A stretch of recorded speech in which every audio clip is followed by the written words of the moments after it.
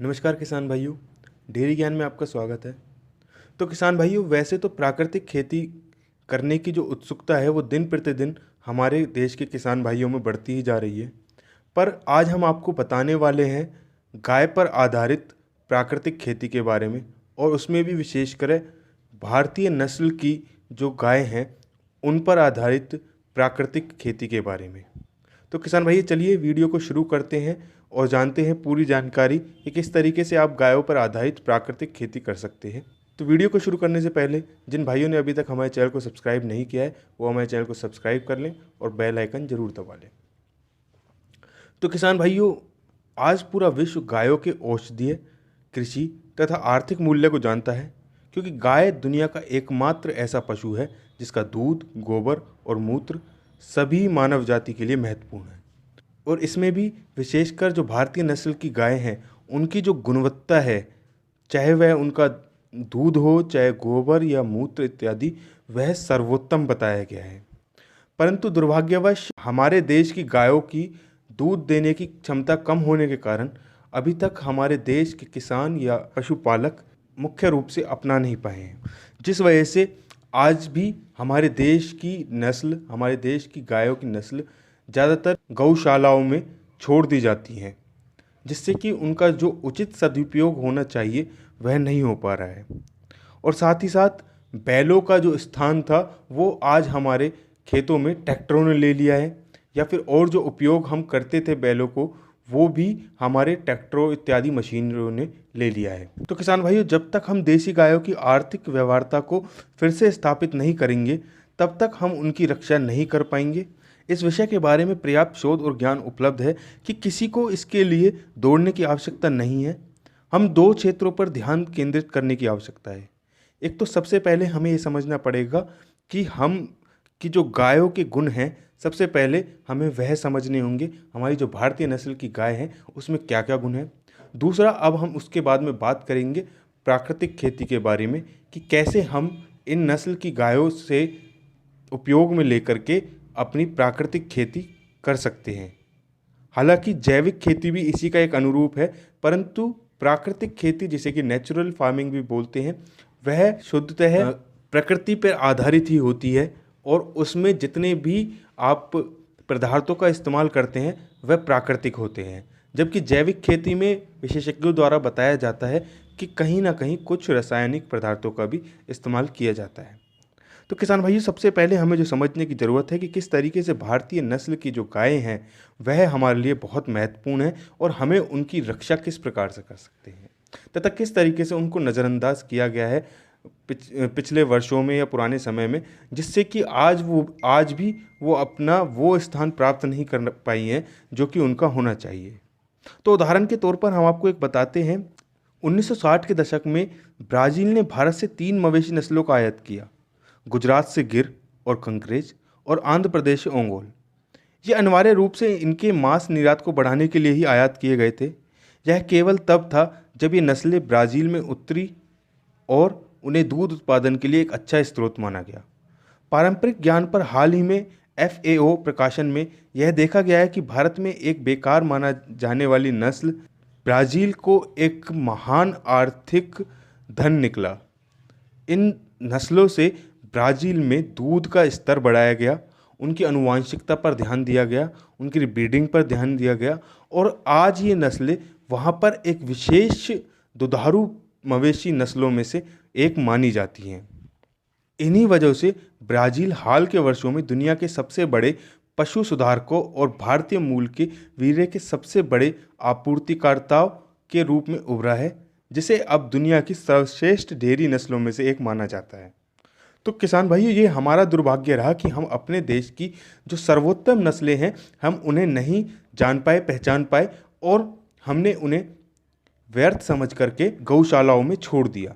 और ये इसके साथ साथ देश की कुछ एक गौशालाओं को छोड़कर बाकी सभी गौशालाओं में इन नस्लों का या फिर गायों का विशेष ध्यान नहीं रखा जाता है, जिससे कि यह वहाँ पर निर्बल होकर के प्राण दे देती है। तो किसान भाइयों, दुनिया की सबसे अच्छी नस्ल माने जाने वाली गिर गाय आज औसतन प्रति स्तनपान 5500 लीटर दूध देती है। इनकी तुलना में जो और गाय हैं उनका प्रतिवर्ष दूध भी कम है, साथ ही साथ उनके दूध में वो गुणवत्ता नहीं होती जो कि गिर गाय में जानी जाती है।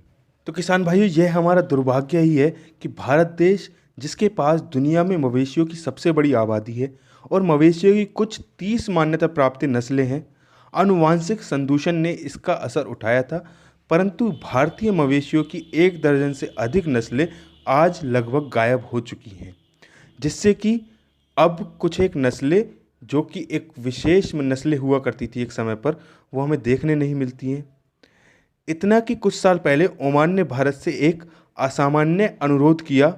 तेल समृद्ध मध्य पूर्व देश मवेशियों की नस्ल के 4 शुद्ध जानवरों की तलाश कर रहा था। थारपारकर केवल राजस्थान के शुष्क और शुष्क क्षेत्रों में पाया जाता है। थारपारकर ने अपनी अनूठी आनुवंशिकता क्षमता से इसका नाम निकाला, जो कि राजस्थान में थार के विशाल रेगिस्तानों में चलने में सक्षम बनता है।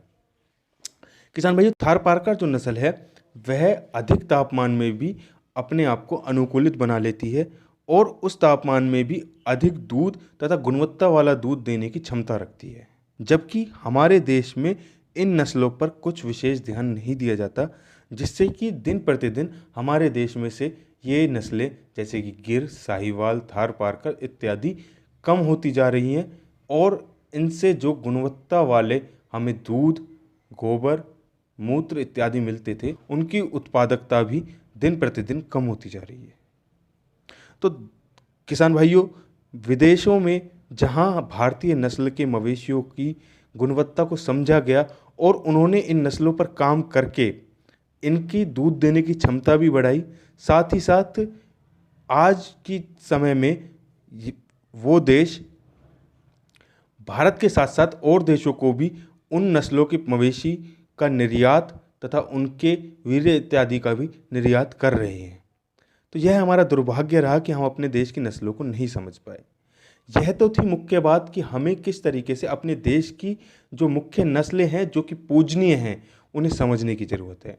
अब बात आती है कि हम किस प्रकार से अपने जो देश की नस्ल हैं उन पर ध्यान दे करके और उनसे हम प्राकृतिक खेती या फिर उसके साथ साथ जैविक खेती और मल्टी लेयर फार्मिंग जिसे बोलते हैं वो हम कर सकते हैं।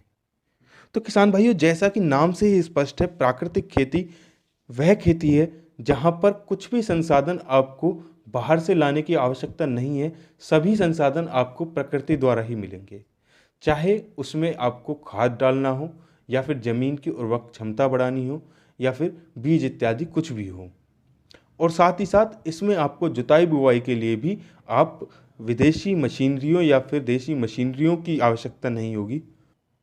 तो सबसे पहले हम आपको बताए थे भारतीय नस्लों का, जहाँ पर भारत में गाय को गाय माता भी बोला जाता है। ऐसा क्यों बोला जाता है? ऐसे क्या गुण है कि यहाँ पर गाय को गाय माता का दर्जा दिया जाता है? तो किसान भाइयों, जो गाय का दूध है वह दूध एक बहुत ही उच्चतम क्वालिटी का है। इसमें भरपूर मात्रा में पौष्टिक आहार है, पौष्टिक तत्वों की क्षमता बहुत ज़्यादा है, प्रोटीन, वसा, विटामिन इत्यादि भरपूर हैं। उसके बाद में अगर हम प्राकृतिक खेती पर बात करते हैं तो इसका जो मूत्र है, इसका मूत्र विशेष तौर पर जीवामृत बनाने के काम आता है। और जीवामृत से, जैसा कि आप जानते होंगे, आपने हमारी पिछली वीडियोस में भी देखा होगा, यह आपके खेत में कचुआ खाद की उत्पादकता बढ़ाने के लिए भी काम आता है। इसके साथ साथ आपके खेत की जो बंजर भूमि है उसे भी कृषि योग्य भूमि बनाने की क्षमता रखता है। और किसान भाइयों, इतना ही नहीं, इससे आपके खेत की फसल उत्पादकता क्षमता भी बढ़ती है। अब बात आती है गोबर पर।